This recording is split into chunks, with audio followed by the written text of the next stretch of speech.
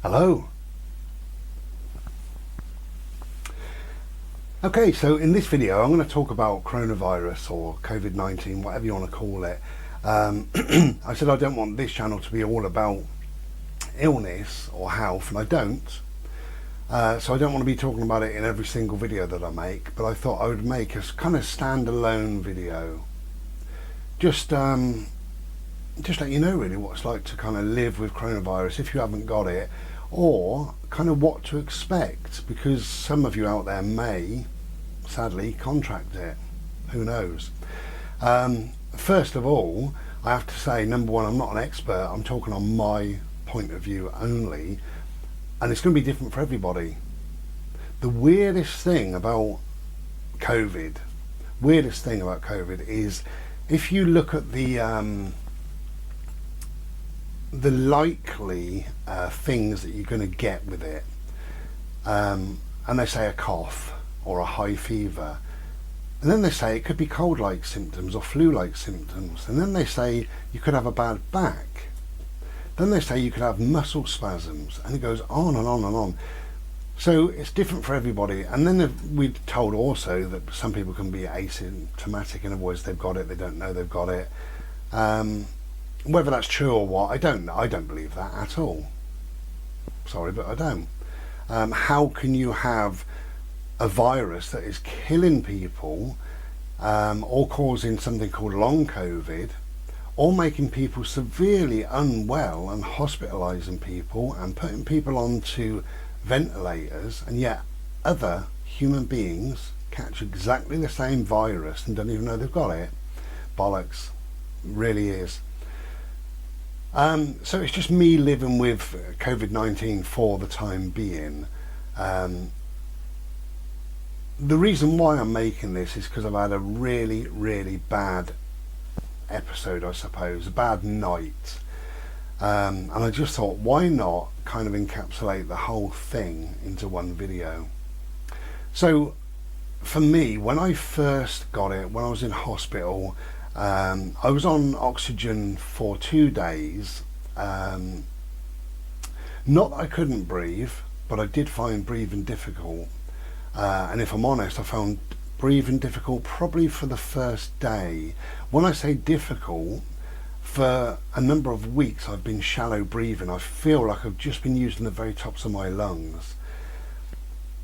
So I've been very, very breathless. But in hospital I felt like that 10% was now 2%, and it was just a struggle to breathe, and they put me on oxygen. But if I'm honest, after the first day I was back down to where I currently was. And the doctor said to me in the morning, how do you feel about the oxygen? Do you feel that we could take it away or not? And I said yes. I could have said yes. And I said no. Number one, I liked it. There was only oxygen that went up my nose, that was all. It was a little machine that like that. And I said no. I said at the minute I'm still struggling. And he said, we'll leave you alone then. And I really wasn't struggling, but it was just nice. It was really lovely. And on the third day, he came and they did all the bloods and checked the oxygen levels within my blood, and they were quite high. And he said, I'm going to take the oxygen off, and he just turned it off. So fair enough. I had an extra day really. I kind of cheated him out of a day. I like to be honest in my videos. From there, luckily for me, I didn't get the cough. And that's really luckily for me, because I went into hospital, if you remember, with a lung infection. It was my left lung, and I was vomiting blood for 5 days. So I was really unwell, and then I got COVID on top of that. So had I got the cough version of it, I don't know if I'd still be here. And that sounds melodramatic, but I've since learned that the amount of blood that I was vomiting up, I was classed as category A, which is life-threatening. Never knew that at the time, but there you go. So had I got a cough with it, that would have just opened up whatever problems in my lungs, and it could have been the end, couldn't it really, if we're honest, because a lot of people die with with COVID, not of COVID, but a lot of people die with COVID when they're either quite elderly or they've got comorbidities, in other words, other ailments and what have you. Well, had I died in hospital with my COVID, or 28 days after, which is ridiculous. So if I got hit by a bus 27 days later, that's a COVID death. And that's fact, and it's on the government website. Shouldn't happen, but it does. But had I had... I lost my train of thought now.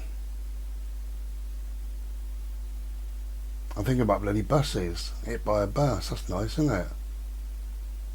Anyway, whatever. So, a bit of a rough time, if I'm honest, to begin with. Raging temperatures like you've never known. Never. I then came home and I had exactly the same. If you remember, still breathing, just really like 5 or maybe 10% of my lungs, the very top of my lungs. Now, I can get 70% in, maybe something like that, 60-70%, who knows. And that feels lovely as well. The pain on my left hand side, which is the lung, is still there, but I think that's getting milder. It doesn't hurt so much when I breathe in, although I do try not to breathe in too deeply at the minute because I don't want to be in pain. So when I came home, I was still having absolutely raging temperatures. I was sleeping something like 15, 18 hours a day, so tired. It just felt awful, really. I got wobbly legs, giddy. I still get giddy, dizzy. My legs feel a bit like jelly, they still do. Even though I'm sat here now, I'm just out of the shower and I've got wobbly legs, that's how I feel. Oh, cheers, by the way, I've just made myself a Slurpee, just remembered. I might as well have a swig of that. Cheers.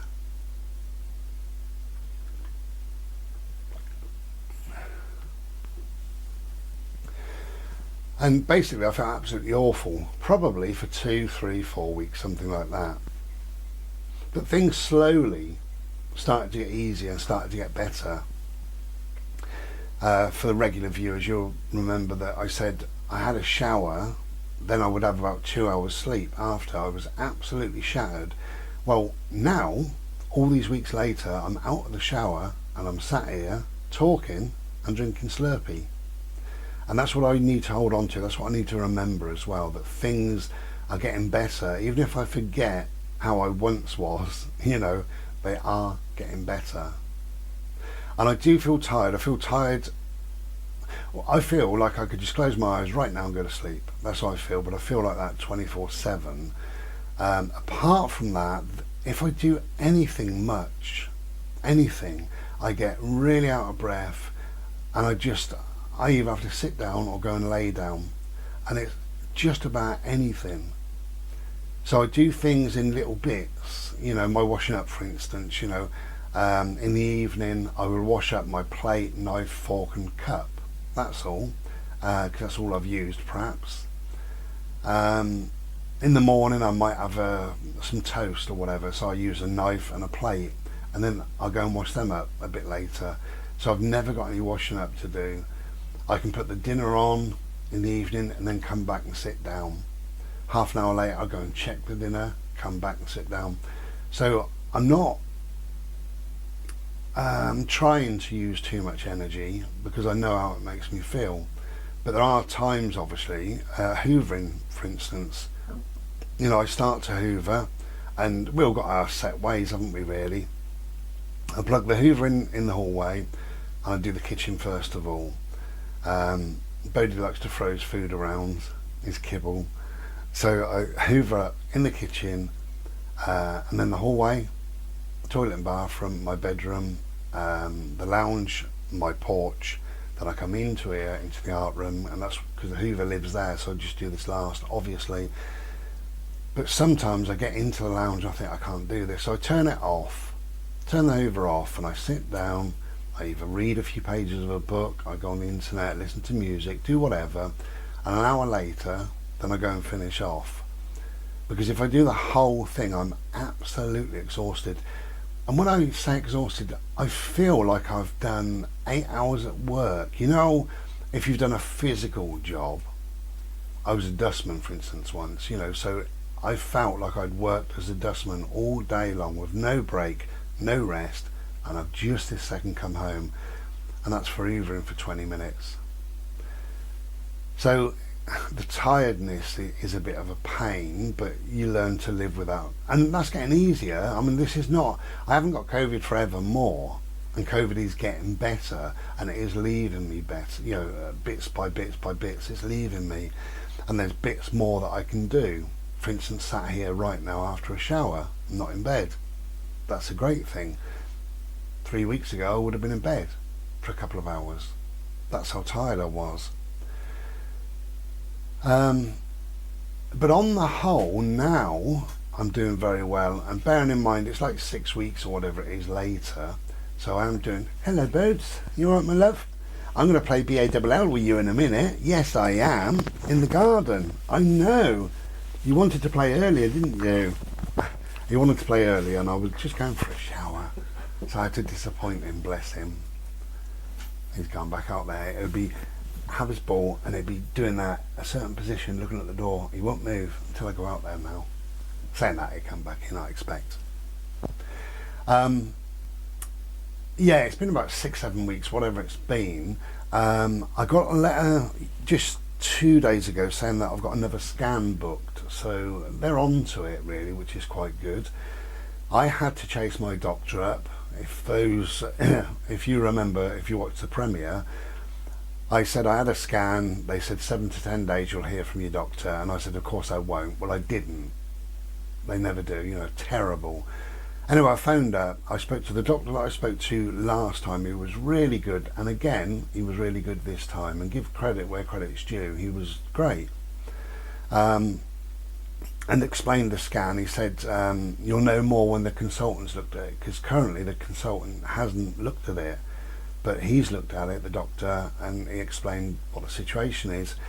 Current situation is I've got scarring and shadowing on the left hand side, which I expected anyway, of the lung, a narrowing of both bronchial tubes. He said although that looks like it's slightly opened, and that'll probably be the non-smoking, probably, don't know.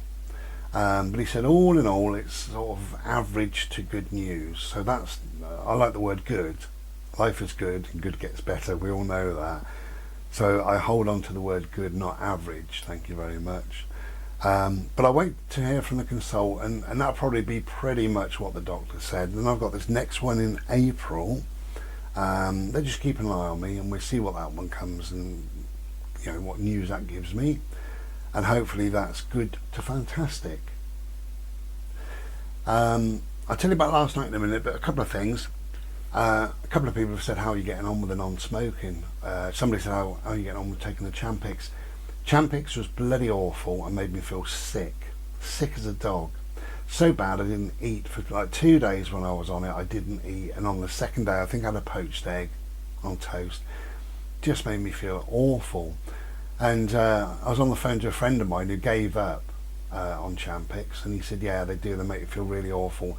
And he said my advice, take them with food, and not before or after, but actually with food. So if you're having whatever, a slice of toast, eat half your toast, pop that in, swallow that down and finish it off. And that's exactly what I do. Sounds a bit gross or whatever, but that's what I do.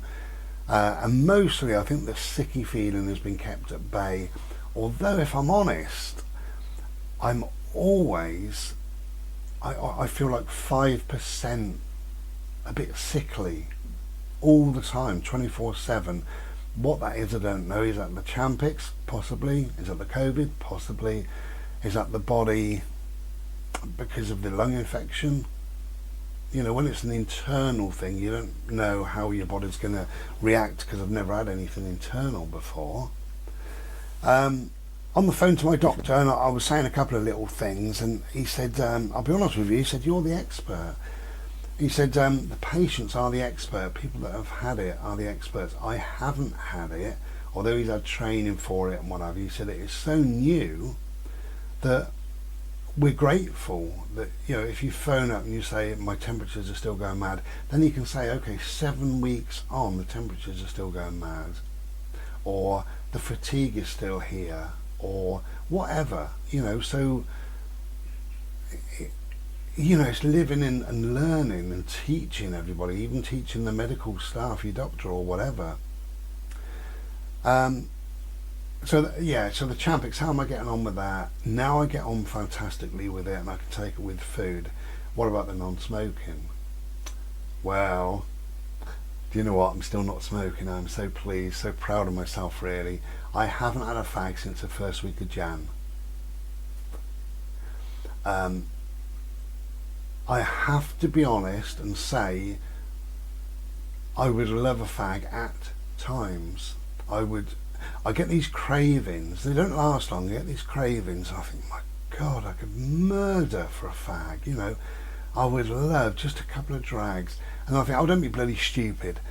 And it moves on. And then it's out of my head. And for sometimes hours, I don't even think about smoking. Don't even think about it. Which is amazing for me.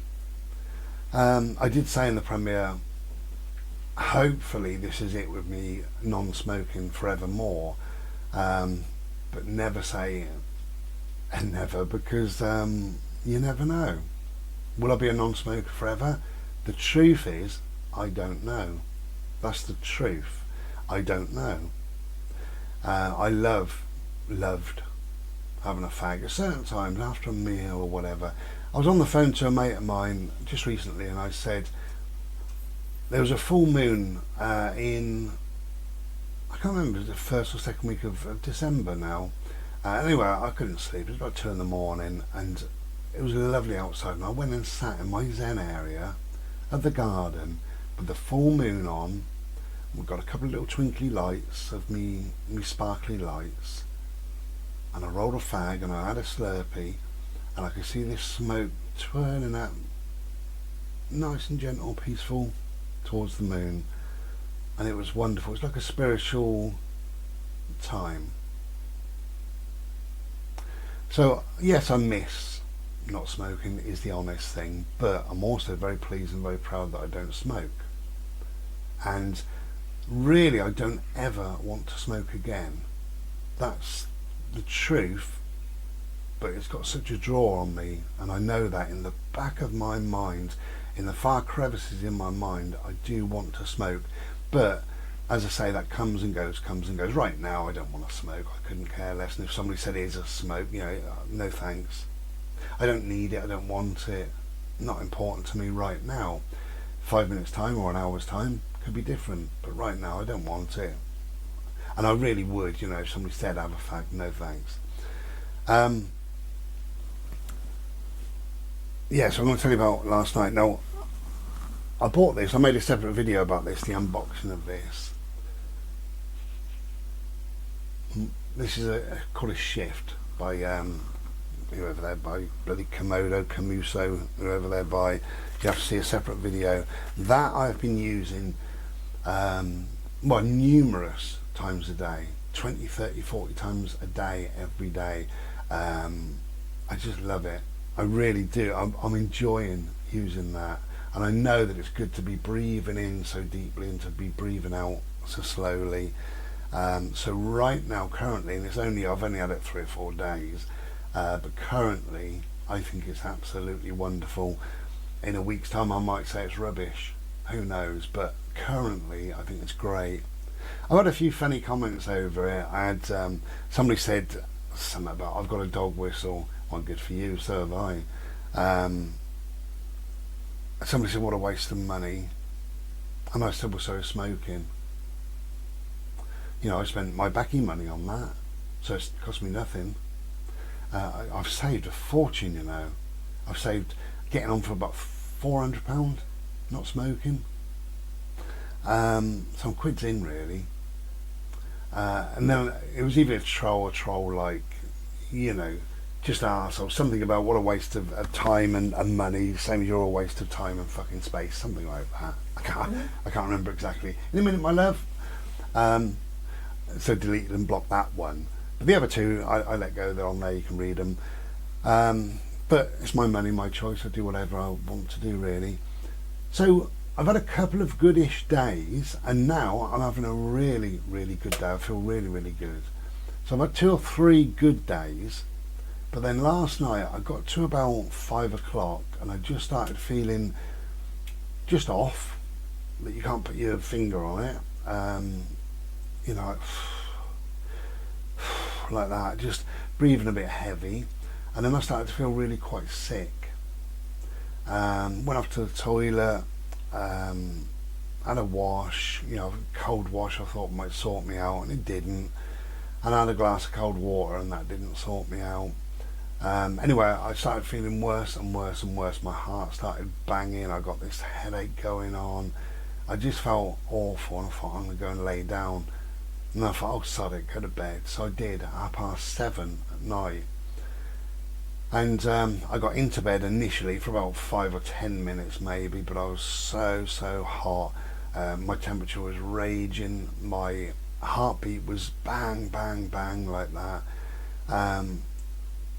I got out of bed, got up, because my fan it's only 2 steps away, but I went there, put that on, so lovely cold air. Then I laid on top of the duvet. Started to feel a bit better for a little while, and then it sort of came on again, but much worse. The heartbeat, a lot of it was in my neck and throat. I could literally hear and feel doof, doof, doof, like that all over me. Absolutely awful. Then I got heart palpitation, so it would sort of stop and start and go really, it actually was going really, really quickly at one point. But I felt so sick, and I thought, oh my God, I hope I'm not going to be sick. And I kept swallowing like this hot spit, and every time I went to move in bed I was all dizzy, and I just felt absolutely awful. But I felt like this 20 or 30 times since I had the COVID. So I think it is the COVID. I don't know what it is, but I think it is the COVID, and it is just a matter of time. So I laid there, and time went on, and I'd finished a CD, so I just pressed play because that's very near to me. I just went play, played that again, played it again. This time it was about 11 o'clock, something like that, and it clicked off, and I turned over to go to sleep, and I got this feeling from my stomach coming up to my chest. I wanted to vomit, so I went off to the toilet, and I spat several times. This will sound awful, but I opened my mouth and leant over, and liquid just literally went drop, drop, drop, drop, drop, drop, drop, drop, drop, drop, drop out of my mouth. And it was clear, there's no blood in it, obviously, because that's something that I have been, not so much now, but I have in the past panicked over that. Anyway, so I let that just drip and drip and drip and drip and drip and drip, and then eventually it sort of stopped a little bit.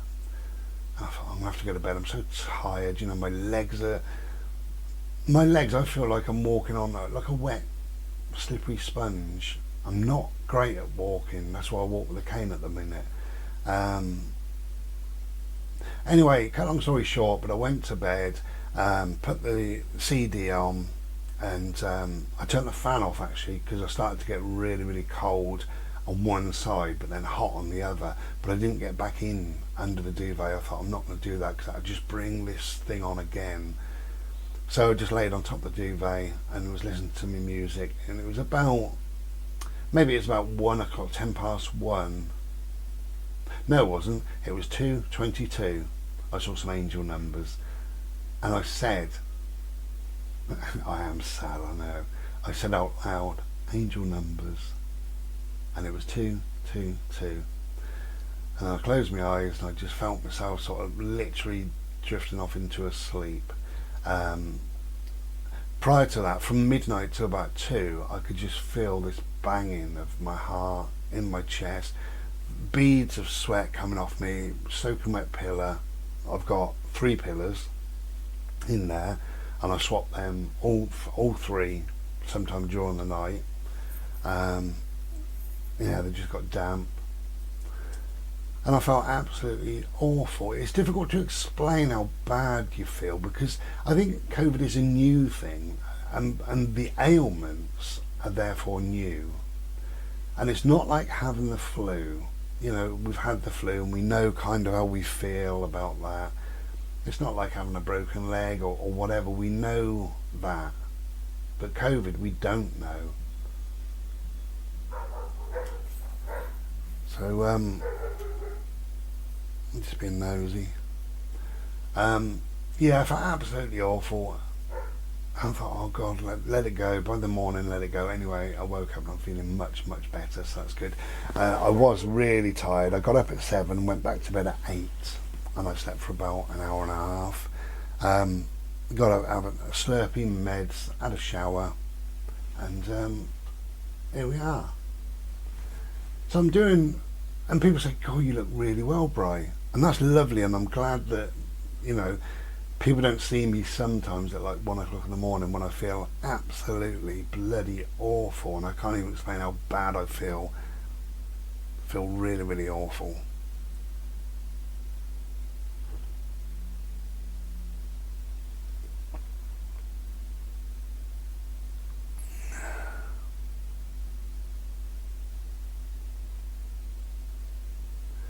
I don't know why a van just pulled up there and it's making such a hash of pulling up. I don't know why. Plenty of room. Okay, I'm aware that's a long video. If you stayed with me, then that's fine. You know, thank you very much. But as I say, I'm making this really because I don't want to be talking about health and stuff all the time. But I thought if I make it the odd video, then it'll maybe just to get it down on record, really, just to have it on record, because if in 2 months' time you're diagnosed with COVID, you may come back to this video and watch it and you know what to expect. But what I can tell you is most things in life are in the mind, and you can control most things within the minds. And if you really, really panic and you think, oh my God, I feel awful, I feel bad, you'll end up calling an ambulance and going into hospital. So it's in the minds, you know, and I think, oh God, I feel rough. It must just be the COVID leaving me. And I think for each episode like that, that's a little bit more leaving me. That's what I tell myself in my mind. And I tell myself tomorrow's going to be a good day. Tomorrow really is going to be a good day, and invariably it is. It's a bit of a washed out, slightly fragile, tatted around the edges day, but it's a much better day clearly than what last night was. But it's all how you deal with it in your mind. You know, if somebody says you've got COVID, don't think, oh Christ, I'm going to die, because some people do die. But then some people die of septicemia or a lung infection or whatever, you know. It doesn't necessarily mean you're going to die. It also doesn't necessarily mean that you're going to be severely ill. I'm very lucky and I'm very blessed that I did not get that cough version of it. You may not be so lucky. But really, you know, it's your journey. If you get COVID, it is your journey. It's up to you how you handle it and how you deal with it and what have you. But ultimately, just think like this. It is a viral infection. That's all it is, right? It's a virus in your system. And it's a virus that needs to fuck off as quickly as possible. So you look after yourself, you sleep loads, drink plenty of water, eat whatever you can eat, listen to your body, listen to your mind. I'm a great believer in that as well. You know, if you just shut up, you stop your thoughts, you listen to your body, you listen to your inner mind, it will tell you what to do. If you've got a bad back, a terrible bad back, don't try to do anything, but just sit and watch what your body does. And your body will twist in a certain way, and maybe even lift a knee up, whatever. And you're not doing this, you're listening to your body. Your body is saying, this is how I want to sit, this is how I'm going to feel more comfortable, you know. And it's the same as anything. If I get It's very rare that I get flu. In fact, I've had the flu once in my life, but I've had several colds. But if I get either a cold or... Hello, the camera died. Anyway, so I was saying something about...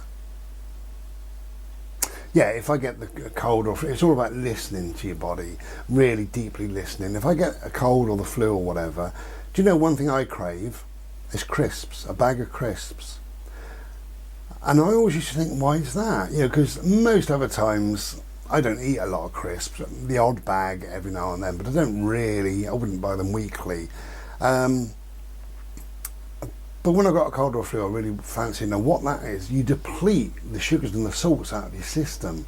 So that is why my body is craving crisps, because they're full of bloody salt, sodium glutamate or whatever they call it. Yeah, that's why. So if you listen to your body, so if you end up with COVID, number one, don't panic, right? Number two, it's just a virus, but so is the flu. You can get over the flu, you can get over the common cold, you can get over lots of different viruses. So this is only a virus, it just needs getting over. And just listen to your body. What does your body want to do? Does it want to sleep for 15 hours a day? Great, do that. Do you want to eat ice cream?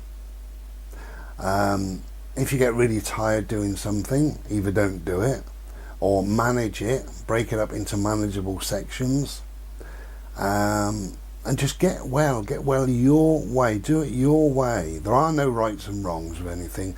This is so new that nobody knows anything much about it. I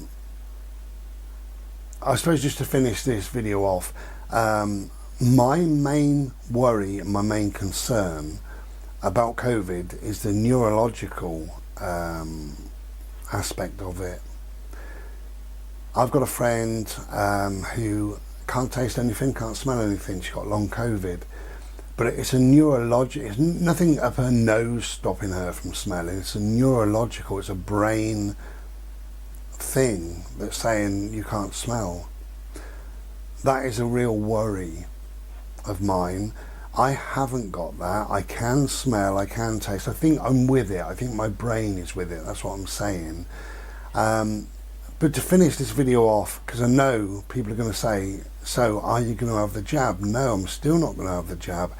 I've maintained that all the way through. I still wouldn't. It's an experimental jab. I mean, if you do, that's fine, that's great. You do what is right for you. It's an experimental jab, and it can only ever be an experimental jab. It was developed in 16 weeks. It can only ever be experimental, and you are the guinea pig. And if you're happy with that, that's absolutely fine, and more power to you. For me, I would worry about the long-term effects. And I know they're saying there are no long-term effects. How do they know? How would they possibly know when they developed it in 16 weeks? They would only know 16 weeks. I would worry about the neurological effects in 3 to 10 years. And particularly, and I've said this before, but early onset of dementia. I hope it doesn't happen. I really hope it doesn't happen. But we could possibly see 30-year-olds with dementia in 3 to 10 years. Let's hope that doesn't happen. But for those reasons, I won't be taking it. Thank you very much. I think it's my body, my choice, and I think it's your body and your choice. However, when I say anything like this, people say, oh, it's all about society, you should care for your fellow man and all the rest of it. Well, I do. And they say taking the jab protects your fellow man. I'm sorry, I'm a recluse. I don't really go out. Nobody's going to touch me. I don't go out wherever people are. I don't really see people. Very, very few people come here to see me. I don't interact on that level with people. So whether I have the jab or not is immaterial. And for my peace of mind, I will not have the jab. I believe we've got an immune system, and we've got an immune system for a good reason. However,